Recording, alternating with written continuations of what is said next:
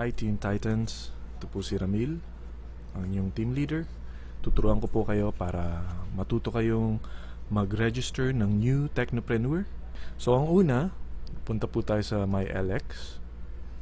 Login po tayo using our ID at ang PIK natin para makita natin kung saan natin po ilalagay ang bago nating Technopreneur. Ito ng main page ng ating mylx.biz.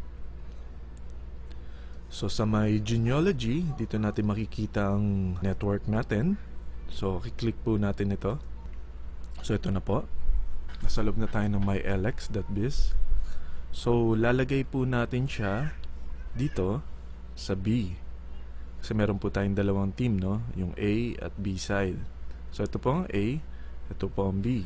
So ngayon pupunta po tayo sa loadextreme.ph para doon po natin siya i-register. So mapansin niyo meron na akong mga tab dito, no? So ganito po ang itsura ng Technopreneur card. Ito po yung harap, ito po yung likod. So sa harap, nandito po ang ID number.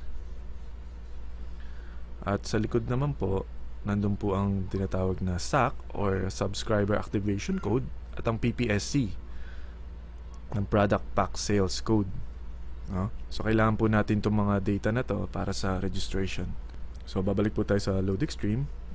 Dito naman po sa top right may makikita po kayo dyan, no accounts, click here. So ito po yung kiklik natin para makapag-register po tayo ng bagong Technopreneur. So may terms of use, agree lang po natin.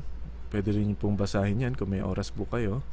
So dito lalagay natin ang full name, address, region, province, town, birthday, cellphone number niya na gagamitin, ID number, SAC, ito po yung nasa card ng Technopreneur card, at email.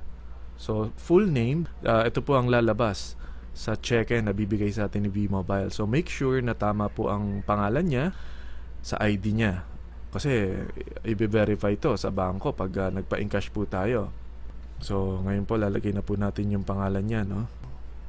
Sa birthday. Susundin lang po natin ang format ng birthday. Nandito po ang sample. At ang cell number niya. At yung ID number, yun po yung sinasabi ko nandito po sa harapan. Ito po yung sample lang, no? Ito po yung galing sa ibang account na. At yung SAC, ito po yung nasa likod, no? At ang email niya.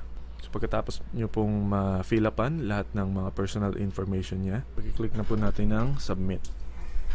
So dito po makikita nyo ang PIK na binigay ni V-Mobile sa atin. Temporary lang po yan. Pwede nyo pong palitan yan ng mas matatandaan yung mga numero. So isulat nyo po yan sa papel o sa likod ng card nyo para hindi nyo agad makakalimutan dahil kailangan pa natin ito mamaya sa registration. So after nyo makuha at masulat, click Activate Business Center. Dito nyo na gagamitin yung binigay sa inyo na PIK. So dito isusulat ko ng PIK. Ngayon dito, sponsor ID.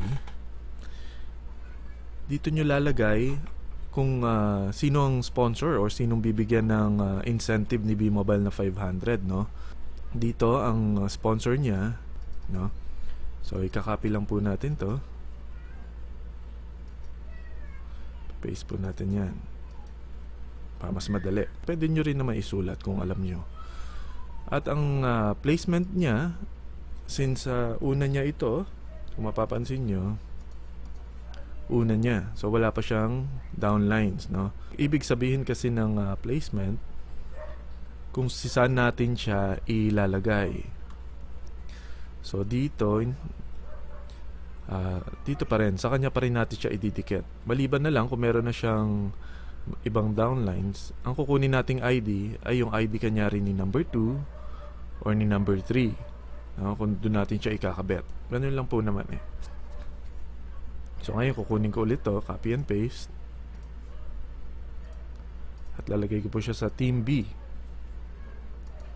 Team A and Team B. So dito, doon siya pupunta agad sa Team A. Meron agad kayong bonus nun. Para pares. Minsan kasi nagkakamali ang mga bagong Technopreneur, pareho nilang nalalagay sa A. So ang mangyayari nun, automatic na ilalagay ni system dito. So nalagay niya sa A, at pangalawa naglagay pa rin siya sa A, so automatic lalagay niya sa baba yun. So imbis na sana meron kayong pair, dito napunta. So mahirap yon. Touch move tayo. Papa-reconstruct pa natin yung kay B-Mobile.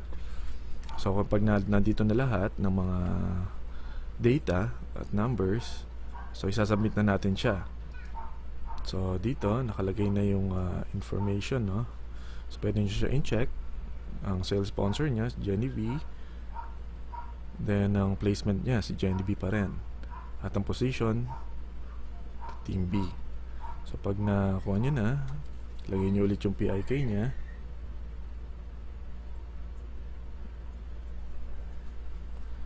Na binigay sa inyo kanina. So submit.